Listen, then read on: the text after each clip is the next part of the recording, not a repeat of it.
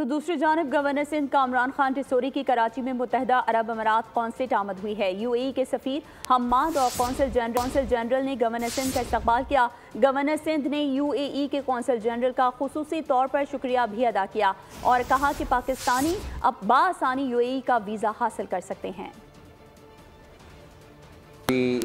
भाइयों के लिए, बहनों के लिए, बिजनेसमैनों के लिए ये इजाज़त नामा ले लिया है कि अब Pakistani businessman, Pakistani families UAE का वीज़ा बाआसानी ले सकते हैं। आज हम कुछ ऐसे मामलात में ऐसे लोग जाकर जो नाम ख़राब करते हैं, जिसकी वजह से वहाँ प्रॉब्लम्स आती हैं और फिर बाकी पाकिस्तानियों को भी सफ़र करना पड़ता है।